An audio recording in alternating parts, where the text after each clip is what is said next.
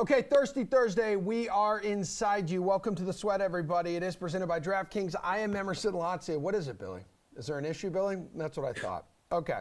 All right, so I'm steering the ship for the next hour. An hour in which we're going to be taking a trip to the baseball bargain bin. We have best bets around the EPL. We're going to do best bets for Thursday Night Football because, oh my God, it's a spicy one tonight. We got the Chargers, yeah? We got the Chiefs. But let's go ahead. Let's start here. Let's start on the DFS side because look at your screen, people. There's another Millie Maker DraftKings is offering up right now. Head to the DK lobby.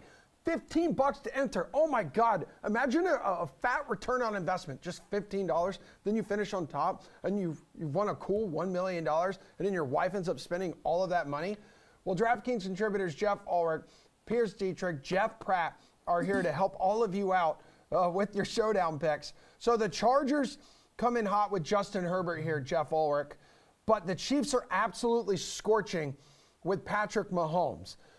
They're both going to cost you the most cash tonight in this showdown lineup. So which one are you deciding to roster?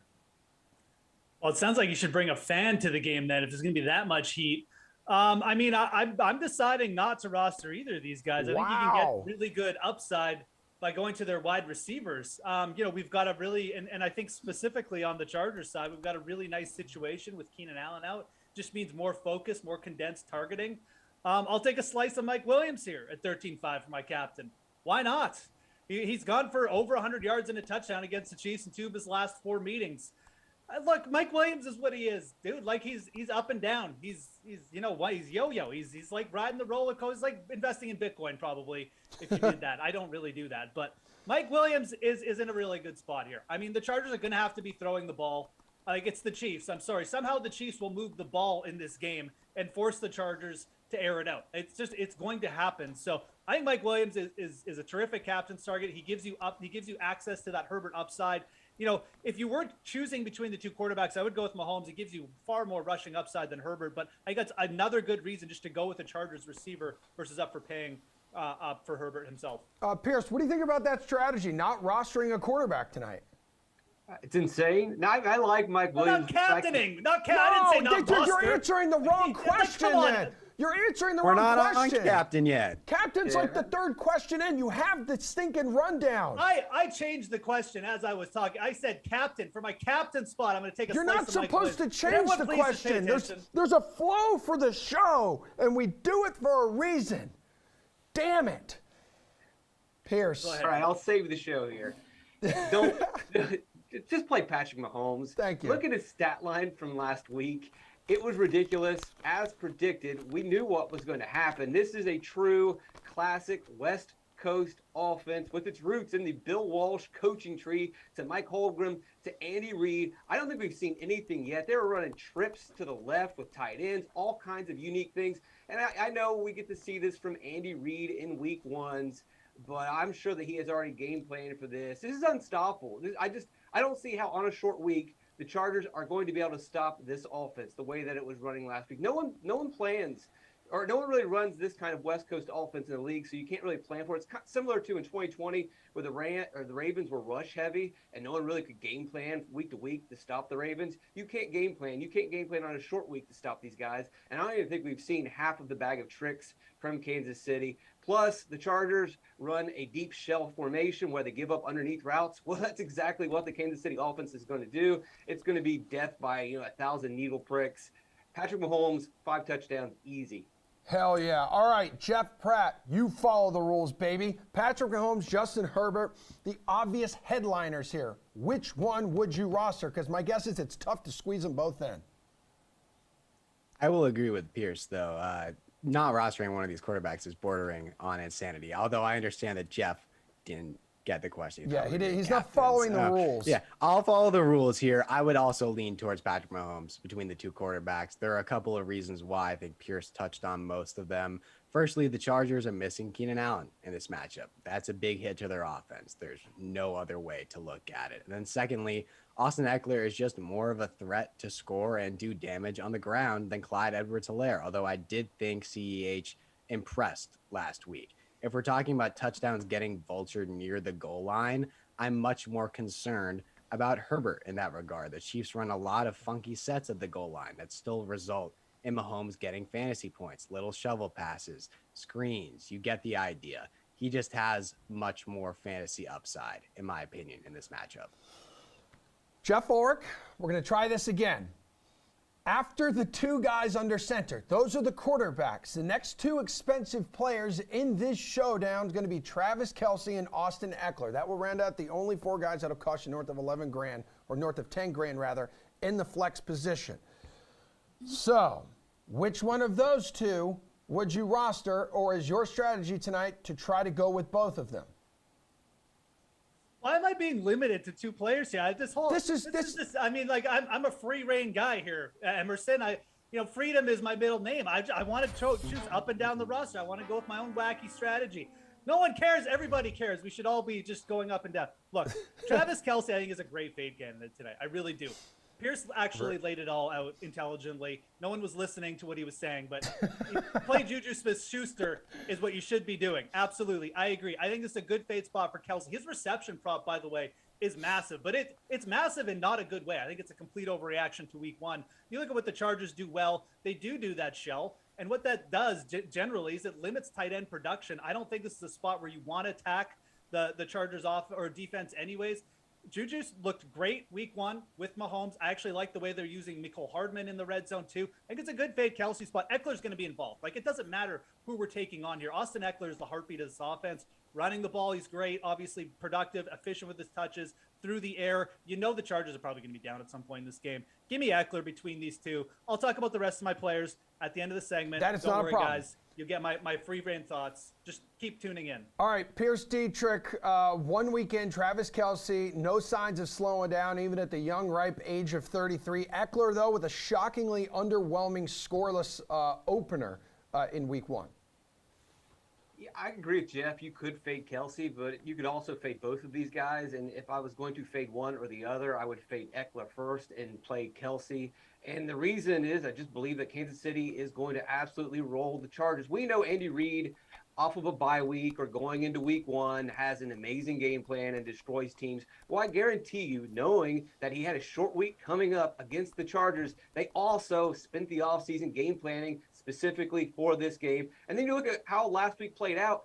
They only had to play half of offense. So basically, Andy Reid only used half of his bag of tricks. And in that half, he was pulling out all kinds of crazy plays. The Chargers are just not going to have an answer. That means the Chargers are going to be playing from behind. Eckler's going to get receptions, but I don't think Eckler's going to have the rushing opportunities that you need. And so ultimately, I'm going to go with Kelce, even though Jeff lays out a good point that Schuster and MVS and Clyde Edwards-Helaire are going to get a lot of volume as well. It's just when you look at how many touchdowns are going to come from the Chiefs, you just got to play Chiefs. You got to play Chief pass catchers. Okay, between these two guys, please choose for us, Jeff Pratt.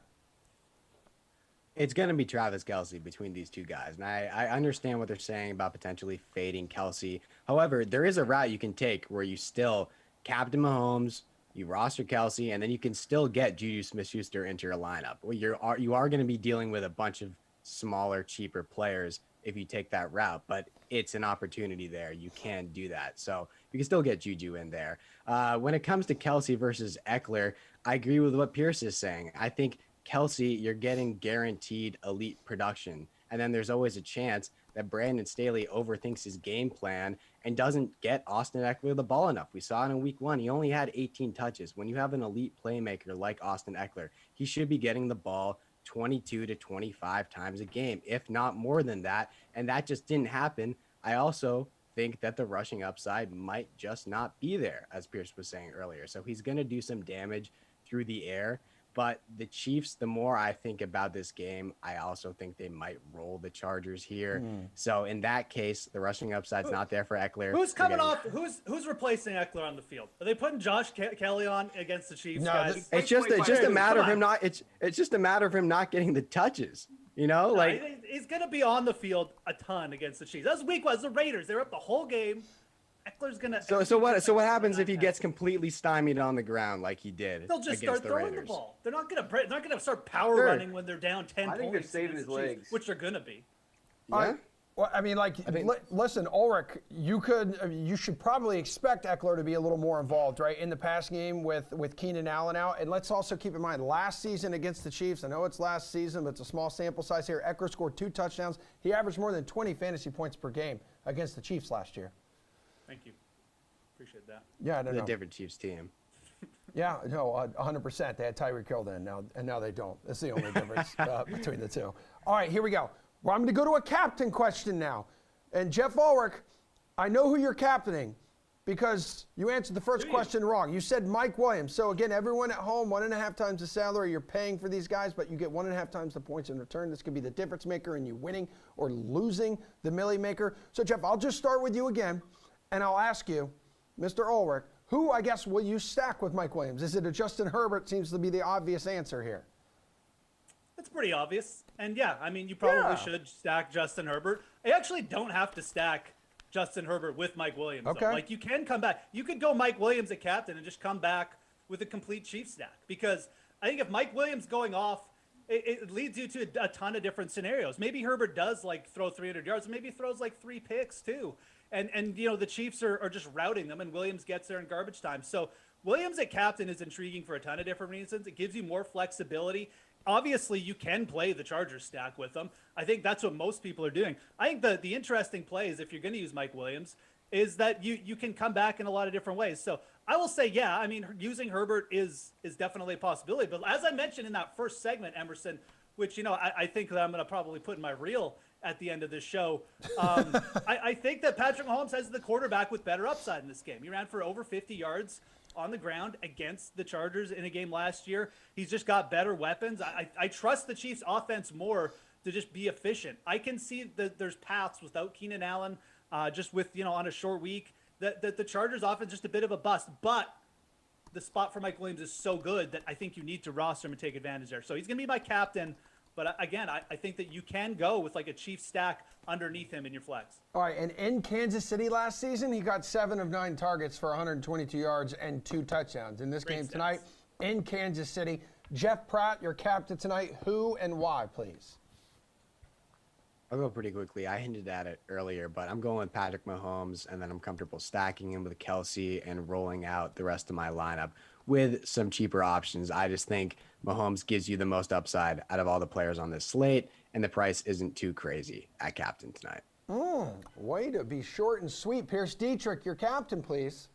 Clyde Edwards-Helaire, you got to save a couple bucks if you want to afford Patrick Mahomes, so I'll go the cheaper route. You know, I am kind of considering MVS in this spot because J.C. Jackson probably going to be out. That leaves 2 really bad cornerbacks, and Asante Samuel Jr. and Michael Davis.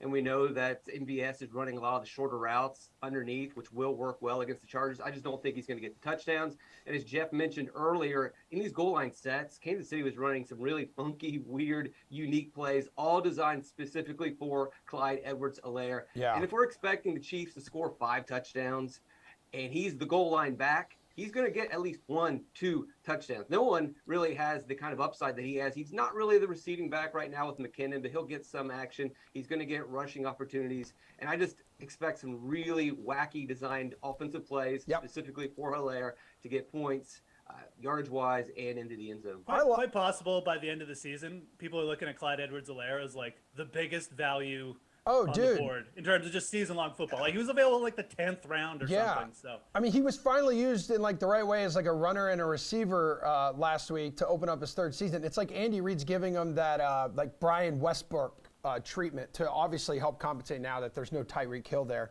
in Kansas City, guys. So Keenan Allen is out, which could open up some value, Pierce Dietrich, on the Chargers side. So who's it going to be? I do not like the Chargers side at all. People might look to Josh Palmer subbing in that role. Last season, he filled in the slot for Keenan Allen, but last week when Keenan Allen went down, Josh Palmer did not take the slot position. That went to DeAndre Carter. DeAndre Carter got 3 or 4 targets, 60 yards receiving, a touchdown, and that was against a pretty good slot cornerback for the Raiders. He's facing, you probably deal with Snead this weekend. Tonight. Snead is decent in the slot, much better on the outside, so it's not a terrible matchup. That's probably where I would go if I had to. But, you know, if you got to roster somebody from the Chargers, ultimately I think the safest bet's Gerald Everett if you can afford him. But if you're going on the cheap end, DeAndre Carter would be where I would go. All right, Jeff Ulrich, it's your time to shine.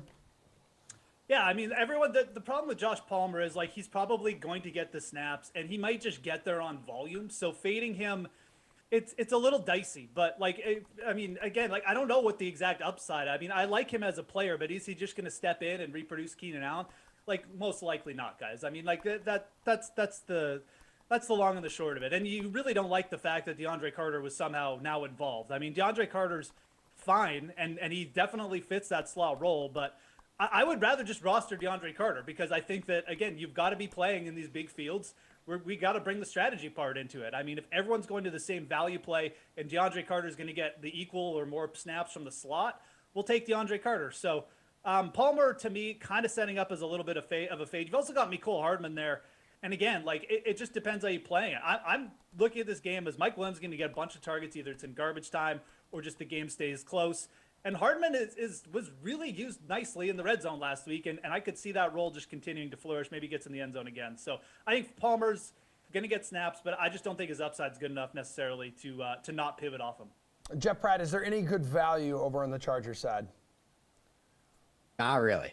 Okay. Pretty much as both these guys said. I don't think there's a lot of great value. The two players I like are both mid-tier range. It's Gerald Everett and DeAndre Carter, who both of these guys have touched on, priced at 7.2K, 6.9K respectively.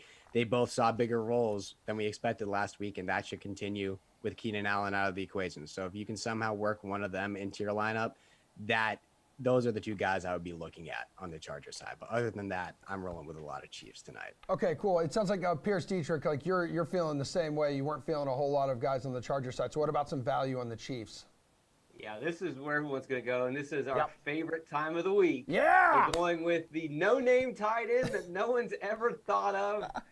This is what we do in Showdown, and it's going to be Noah Gray. Yeah. And I get it. People say, oh, he's $200. He is $200. These tight end plays never work. Well, look at what the Chiefs did last week. They were running 3 tight end sets in the goal line. And guess what? Jody Fortson ended up getting the touchdown. It could be Jody Fortson again that gets the touchdown pass, or it could be Noah Gray. He's going to be on the field in a goal line set. Andy Reid's going to run a funky play. There's a very good chance that he's going to get a touchdown. We chase a touchdown from a tight end every time in a showdown, and it absolutely feels like chasing. But it doesn't feel like that in this game because we know they're going to be in the goal line. We know they're going to run multiple tight end sets. He's going to be out there. He's one of their best pass blockers. If you look at what he did in college, 2019, 51 receptions for Duke. That was the 3rd most for tight end, so he can't catch the ball. Either him or Jody Fortson, they're going to be the value play tonight. Oh, my God. All right, Jeff Ulrich, is your value play as cheap as Mr. Noah Gray? Well, no, I mean, let's just keep talking about Noah Gray. I mean, look, like the Chiefs, I mean, Blake Bell's on IR. Okay. We know Andy Reid is throwing out like multiple tight end sets near the goal line, especially with no Tyreek Hill. And then you've got like Kendall Blanton. If Kendall Blanton, who they've signed to their practice roster, isn't active again for this game, then yeah, like you should be using Noah Gray. Absolutely. He gets in the end zone, he pays off. Everyone's going to use Sky Moore. And like you don't need me to tell you that Sky Moore is going to be a good play. He looks good on the field. He's probably going to his usage is going to go up. If you are here again, let's bring a little bit of strategy into it because there's really nobody like this on the Chargers we can target. But Jerick McKinnon, he was mixed in, and he's going to be the passing down back. And I know Pacheco was taking late game carries last week, but that game was over in the first quarter.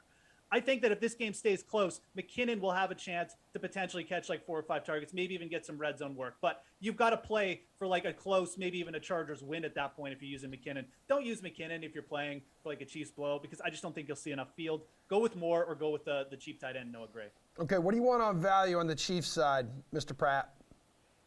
So I like 2 guys here. One's more of a mid-range guy in Mecole Hardman. I just love the targets he saw last week. He was much more involved than we've seen him ever be in the Chiefs offense. And then the other one is Jerick McKinnon, who Jeff just touched on. He's only 2,600. Don't let the people on Twitter fool you because they're going to tell you Isaiah Pacheco is the number 2 back in this Chiefs offense. He's just not. Jerick McKinnon took 14 more first half snaps than Isaiah Pacheco, as Jeff alluded to earlier. He's good for 7 to 10 touches per game. Even if this one is going to be a blowout, that's all you can ask for from a sub 3K guy. All right, looking forward to Pierce Dietrich's tweet to all of us tonight after Noah Gray pulls in a touchdown there at the goal line around like 9:30 Eastern time tonight. Should be a good one. Appreciate it, guys. Thank you very much to 66% of you for playing by the rules today. We're going to take a sportsbook look at this game coming up with Steve and Reed. But you guys got to make sure you also get in those Millie Maker lineups, or at least the Rainmaker Showdown as well, because those contests are up and ready to go. And here is Chris Costa here to help you kind of have some more information and break down what's available on Rainmakers in this showdown. Patrick Mahomes, Justin Herbert, Austin Eckler. Three of the focal points of this game do have that superstar tag. What are you going to do? Okay. Now, logic off the bat would say, well, you definitely want one of the quarterbacks, but wait a second. Do you want to play contrarian there and utilize Eckler and hope that Eckler going off gets you that optimal lineup that you wouldn't have had without using him? I don't know. I think that I'm going to leave that up to you and up to the community to decide. Feel free to sound off in the comments.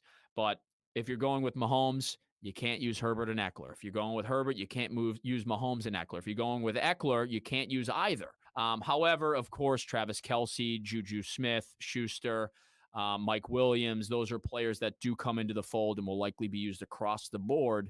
So you have to start thinking about how am I going to get creative. Lamar, Zeke, Stephon, you've all been summoned to the Kevin verse. You gotta be kidding me. You're here because you're on my DraftKings Rainmakers fantasy team. I liked him better when he was tiny. Lamar, keep talking and I'll put you on a tiny bench. I've collected your digital player cards, and you're gonna help me build my NFT fantasy franchise so I can start crushing the competition. I need you all at 100%. Zeke, you're gonna catch a cold in that crop top. Maybe you should consider putting your belly button away. Hey, Lamar, you getting enough sleep? I seen you posting pictures in the club. You're nice and moist. Please stop saying moist. We done here, man. Well, go ahead. There's the exit. Ha!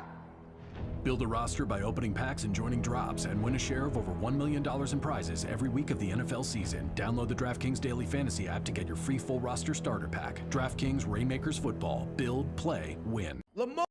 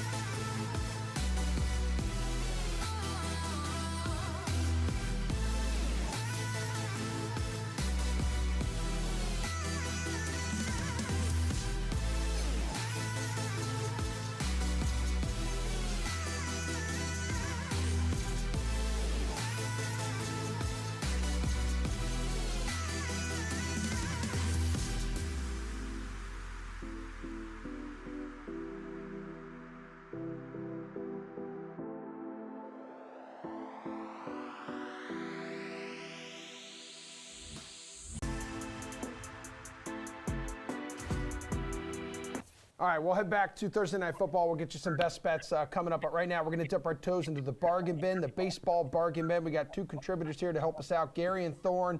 We got RotoWire's Paul Bruno in the house. So where's the value in DFS for pitcher here, Gare Bear? You know what? It's a small slate. It's a bit of a weird slate.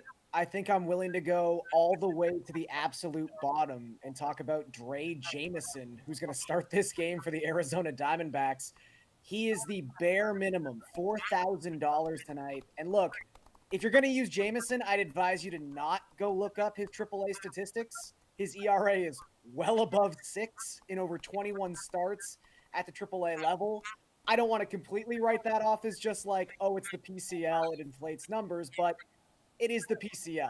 I would kind of take that with a grain of salt. Jameson's someone who is a relatively big prospect in the Diamondback system. He's got plus fastball velocity. He can touch 99 miles per hour. So I think he's got some good stuff. Whether or not that translates directly at the major league level is a big question mark. But the Padres have also been one of the worst offenses in baseball in the month of September. They are hitting just 205 as a team with an 86 WRC plus. That is the fourth worst mark in baseball. So again, at the bare minimum, I think Dre Jameson can maybe power his way through 5 innings here and rack up some strikeouts.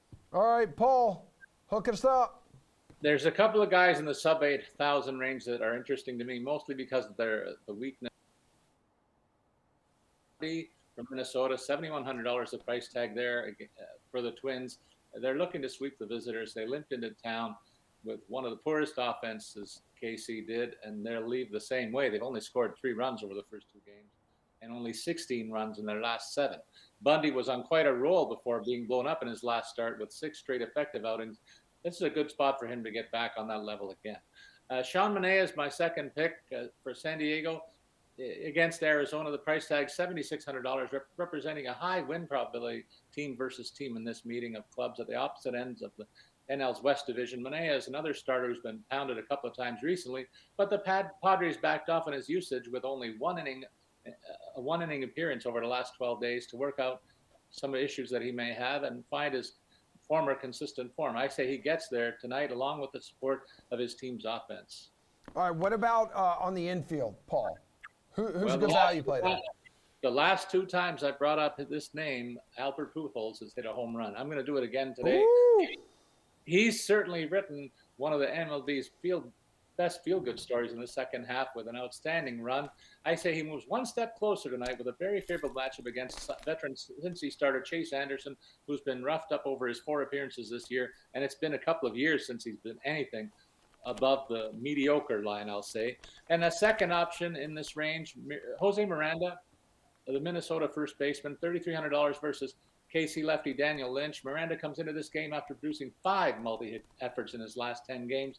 He'll also enjoy the platoon edge against this Twins lefty starter, who has a 5.14 ERA on the year and has been blitzed for 24 hits, 14 earned runs over his last 13 and 2/3 innings, which also includes 5 long balls. This is a case for a Twins stack opportunity as well. Yeah, Paul, I feel like the entire baseball world is united right now as we're all rooting for Albert Pujols to hit that 700 home run mark. Should be incredible history here. Gare Bear, who are you looking at for value in the infield? Yeah, we got to send Paul like a plaque if Albert Pujols gets to 700. Right? I mean, he's the key to the success here. I love it. We're in lockstep. I think Jose Miranda is my favorite play, maybe even on this slate in general. I talked earlier this week on The Sweat about how he's sort of the underrated, underappreciated rookie in this crazy rookie class we have this season. Since the All-Star break, he's hitting 303 with a 146 WRC plus. Those are all-star level numbers. I mean, he's been absolutely fantastic for the Twins. Unfortunately, the Twins have been really underwhelming since the All-Star game, and no one's really talking about them anymore. So I think Miranda, who's going to be hitting in the 3 spot or the 4 spot tonight against Daniel Lynch. As Paul mentioned, Lynch has been struggling. He's also left-handed. And Jose Miranda, a 141 WRC plus, a 282 isolated power against Southpaws this season. I think he's in a really nice spot with a price point just above $3K. All right, Gare Bear, take me to the outfield. A good value play in the outfield is who and why? So let's talk about the Athletics. Not a team we generally look towards for offensive potency, but Seth Brown's been really good. Again, a guy on an underwhelming team who maybe doesn't get a lot of media acclaim, rightfully so. But Seth Brown is just $2,900. It's a tough matchup against McCullers, I'll admit that, but he does have the handedness advantage here as a lefty, and he's hit right-handed pitching exceedingly well since the start of June. He's got a 134 WRC plus in that span of time. He's hit 15 home runs off of right-handed pitching since June 1st. So Seth Brown, there's obviously the potential here that he just goes 0 for 4 in a pretty good matchup against a pretty good pitcher, but he's also got home run potential. So anytime a guy below 3K can give you that sort of upside, I think you have to take a bite. Paul, someone cheap in the outfield who could hook us up at some point. I got a couple of names. One guy at 4,000, but before I get to him, for 2,800, you can get Corey Dickerson in your lineup. Part of that St. Louis team that I would consider stacking against Cincy righty Anderson, who I panned earlier. Dickerson's going to get the platoon edge here to try and extend a current 8-game winning hitting streak that also includes 3 multi-hit efforts. This is another case where you can plug Dickerson as part of that big stack, along with a couple of higher-priced teammates where he'll bring down your average cost. You can feel good about that as well. Mark Canha is my second guy. As I mentioned, 4,000 the price tag here versus Pittsburgh's TJ Brubaker, who sports a 3-11 record on the year and a 4.36 ERA that's blown up over his last 3 ineffective starts. I think Canha hits in the top third of the Mets lineup again tonight, which as a whole could be a third stack play option for me this evening, where I clearly see several lopsided matchups along the slate. All right, Gary Bear, before you guys take off, let's go to the DK Sportsbook since we're talking bargain bin here. Hook me up with an underdog. Give me someone with some plus money who you would bet on the DK Sportsbook. Yeah, not a lot of these underdogs in the money line are overly appealing to me. So I went and tried to find a prop at plus money. That's cool. And the one I came back with, Paul's talked a lot about this matchup already, but just Chase Anderson going up against the Cardinals is a pretty appealing spot if you're looking to stack a team tonight. So there's so many bats in that lineup that look really nice. And I think Tommy Edman was sort of standing out to me. He's plus 115 to go over 1.5 total bases. He's been on fire since the All-Star break. He's got a 130 WRC plus in that span of time. He's been hitting so well. He was once relegated to hitting in the 9 spot for St. Louis. He's now back hitting in the top third of that lineup on a very consistent basis, which for a total bases prop is really important because that could be an extra plate appearance he gets as a switch hitter against a very bad Reds bullpen in the back half of this game. So lefties have really hit Chase Anderson well so far this season in a limited sample. He's got an 8 FIP. So pretty much anyone on the Cardinals is a pretty good play tonight. But again, at plus money, I think Edman to go over 1.5 total bases. This guy's hitting 400 in the month of September, so I think he gets it done. All right, Paul, what you got? I'm right with Gary on that call, but I'm going to stick with your question on the money line, and I'll say I'll take the closest game between the Phillies and the Marlins. You know, there's clearly some heavy favorites here and on merit, so I'm staying away from those games. But I'll take this close one, and I'll favor Miami in this one. It's not an exciting play, but I see the best win probability here, largely based on the pitching matchup. Over recent starts, Pablo Lopez has been great against the Dodgers and the Braves, along with a great, outstanding 6-inning effort with no runs allowed, where he tied up the A's offense as well. On the flip side, though, Noah Syndergaard has been bad against anemic offenses in Washington and Pittsburgh. That's a red flag for me, along with a pedestrian effort against the Giants in his last 3 appearances. So I might see a lopsided score in this one as well, favoring the Marlins. All right, you two are good to go. We still got some best bets around the EPL. Match week 8 coming up. But right after this break, Stephen Reeder standing by to help us with some best bets for Thursday night football.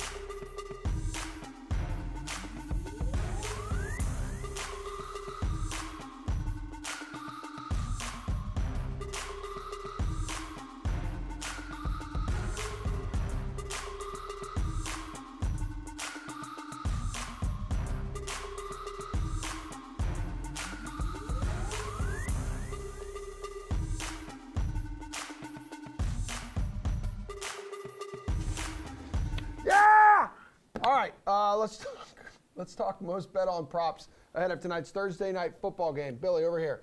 Chargers, Kansas City Chiefs. Look at this thing. Mahomes, over 2.5 passing touchdowns. I don't know. Plus money. Yeah, threw for 5 tutties last week. Justin Herbert, over 1.5 passing touchdowns. Okay, so he threw for 3. Dude, are you wearing shorts? Yes, I am wearing shorts. These are like khaki shorts, dude. Check it.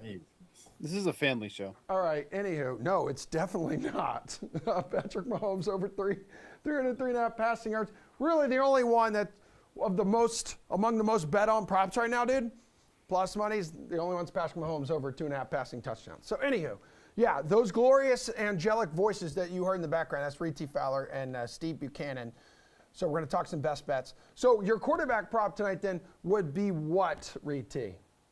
Oh, yeah, it's that one. It is Patrick Mahomes over 2.5 passing touchdowns. Like, this lines up and getting plus money. That's Christmas come early, right, Steve? Like, this guy averages 3.5 or close to 3.5 passing touchdowns in his first 4 games, looking back on his career when he's got the starting position. He is historically a fast starter. And you take a look at what the Chargers D gave up to the Raiders, right? Carr was able to pass for a touchdown, and or a couple touchdowns, and he doesn't really do that well early in the season. So, yeah, give me the Mahomes over 2.5 passing touchdowns at plus money. Absolutely. Steven, the highest bet props for Thursday Night Football, everything we just showed everyone on the screen, they were all having to do with the quarterback. So one of those your quarterback prop for tonight?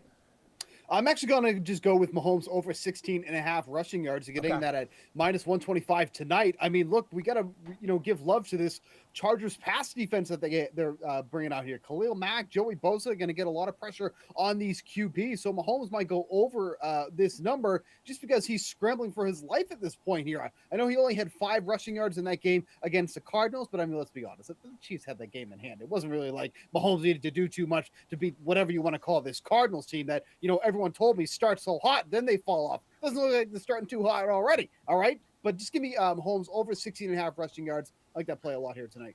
All right, Steven, when I ask you about wide receiver running back prop, Justin Herbert's not going to have Keenan Allen, but he's still in a good position to find some success tonight against this Kansas City secondary. And a lot of people are thinking Austin Eckler maybe gets a little more involved in the passing game. So is that a direction you possibly want to go in here, maybe receiving yards over 37.5 for him? No, Eckler is most certainly going to get more involved, but I think the Chiefs are also going to be honing in on him. Give me his replacement tonight, Josh Palmer, to go over 4.5 receptions. You're getting that at plus 125. The last time that Palmer was starting in place of Keenan Allen was last year against the Giants, played on 62 of the 66 offensive snaps in that game, caught 5 of the 7 targets for 66 yards in a game that the Chargers won by a score of 37-21. Palmer has been very efficient when he's on the field too as well. 45 targets last year, caught 73% of them, so he's got some good hands. And then obviously this is somebody that Justin Herbert has trusted when he's on the field too as well. So give me over 4.5 receptions in what should be a really tight game scoring-wise, and the plus money on top too is just a cherry on top. Okay, Reed T. Fowler, and then like Juju Smith-Schuster here, I'm looking at his numbers for Kansas City, had a 20.5% target share. Yeah, and the numbers are juiced up because of that. Okay. So I'm staying away. I love the Palmer call. He is that guy that with Williams is out or Keenan Allen is out, he comes in and essentially plays every snap for those guys. But I'm going on the other side, if not attacking that Chargers receiving core with MVS, Marquez Valdes-Scantling over 3.5 receptions. That'd be something. That'd be great. What a week. At plus 120. The Palmer number is actually up to plus 130, Steve, so you're getting more on that too. And look, Juju's got a tough matchup coming up against this Chargers defense, right? Their secondary is fantastic, but on the J.C. Jackson side, where he should be, it's not that great, and that's where MVS lines up. He gets Michael Davis, who gave up 109 passer rating last week to Derek Carr. I love the Raiders, but it's not Justin Herbert. He's not Patrick Mahomes. So give me MVS. I think he has a big game here at 3.5 receptions at plus 120. That's where I'm heading. All right, so the game total sits at 54 here, Steve, and this is a rematch of last year's Thursday Night Football thriller. That was the Chiefs winning in overtime, 34-28. Road team has won the last 4 meetings in this series as well. But team total-wise, 24.5 for the Chargers, 29.5 for the Chiefs. What's the approach here, and what's the bet?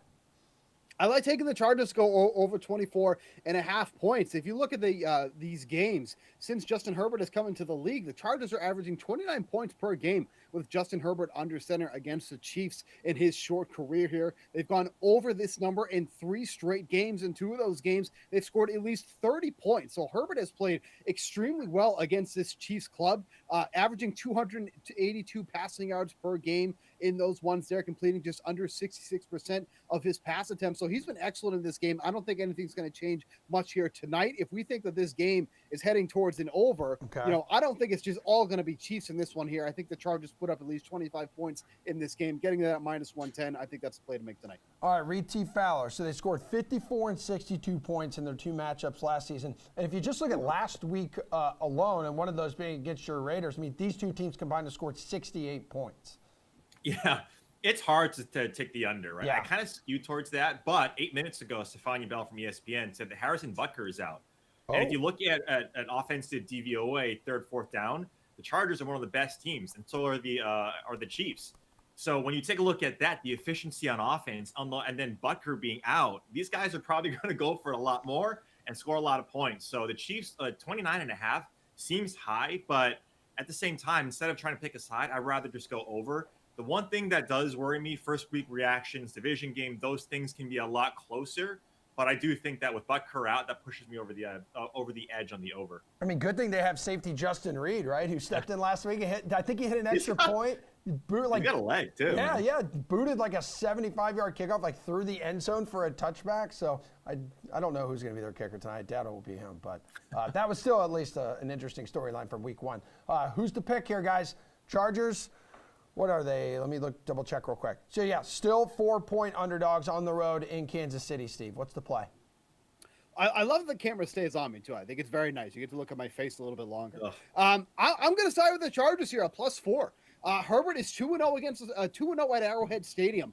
583 passing yards, 7 touchdowns, 0 interceptions. He's played extremely well here at Arrowhead Stadium, and he's also 3-1 against the spread against the Chiefs in his career. He has done well when the lights are shining bright on him here in this divisional matchup. And also, let's not forget too, this game, once Keenan Allen was ruled out, went up to 4.5, quickly came back down here to 4. So I think you're getting a pretty strong number here on the Chargers, who, quite frankly, I think could win this game outright. So give me the Chargers at +4 in this one here. Herbert's played well in these spots. I think this is a spot to go here. But Reed T. Fowler, we know these two play each other close typically. Last year, though, looking at their matchups, they were both decided by 6 points. Yeah, it seems the ceiling is that 4.5 number and buyback on that 4.5. I'm actually with Steve, but going money line at +165 for the Chargers to win outright. Wow. I think it's an overreaction with Kansas City week 1. Like, I get that they absolutely obliterated the Cardinals, but this preseason line was closer to a pick'em, and I still think that's the case, right? When you have preseason lines and the week 1 reaction, I'm just not buying it yet. So the 4 is a dead number. Give me the +165 on the money line for the Chargers to win. I did pass over the question. I don't know. Producer. Okay, never mind. I was going to ask you guys about the same game parlay thing, but producer Drew just said shut up and wrap because we have EPL best bets coming up right after this break. Thank you, Steve. Thank you, Reed. I missed you guys. All right.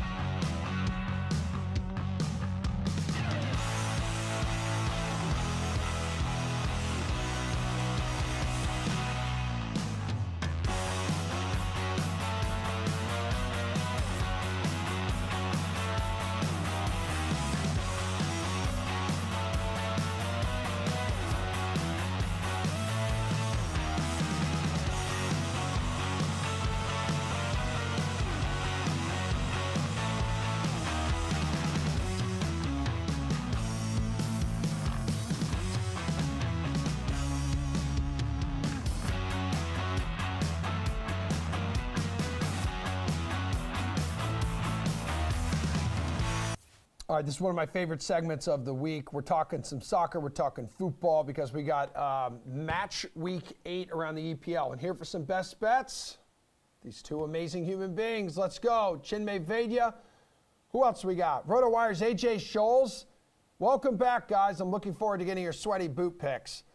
Feel like we could have some more success with it this week. So last week obviously was postponed after the Queen's passing. What's your favorite bet on Friday? Because we got 2 games tomorrow, AJ. I like taking Aston Villa on the money line here at just plus 110. There's really no reason to overthink this one. Southampton is missing some midfielders, and they already kind of have a suspect midfield, in my opinion, here. So for their part, Villa is coming off a strong performance against Manchester City. They won't have Matty Cash at right back, but I think Ashley Young should be more than capable of stepping in. So Villa on the money line at plus 110 is the bet for Friday. Okay, is this one a tough call? Is that one a tough call, Chinmay? Yeah, I'm actually a little more interested in Southampton draw no bet. It's sitting at plus 150 right now. But I think the safer play here is both teams to score. It's minus 155, so not a lot of value there. But both these teams have given up goals left and right in Premier League. So I bank on both teams to score here as the favored play. But if I'm going with a game result, I like Southampton draw no bet at plus 150. I think that's a good spot for the Saints. Well, there's not 2 contests, but 3 on Saturday. Your best bet, favorite bet here, what's it going to be, Chinmay? I like Man City Tottenham parlay. I think it's minus money right now if you get them both, but you can probably get that at plus money if you add a spread pick. Tottenham is coming off a tough Champions League game, and they'll bounce back. And Manchester City has an emotional Champions League win over Dortmund, so they're riding high right now. I think both these oppositions that they have, Wolves and Leicester, are overmatched in this one. So give me those 2 teams, City and Tottenham, to parlay, and I'll probably get it plus money if one of them is a spread pick. Yeah, AJ, Leicester City currently sitting at the bottom of the league right now, and things could certainly get worse against the Spurs. Yeah, I'm going to stick with the Man City matchup here and look at the player parlays on the DK Sportsbook here. You can get Haaland to score with City to win at minus 125, which is really tremendous value when you consider City's minus 300 on the money line, Haaland's minus 190 as an anytime goal scorer. I would not be surprised to see this line shift before kickoff somewhere in the neighborhood of minus 150. So getting it now at minus 125, I think, is a really good spot. Haaland has failed to score just once in 8 matches this season, including a pair of Champions League contests.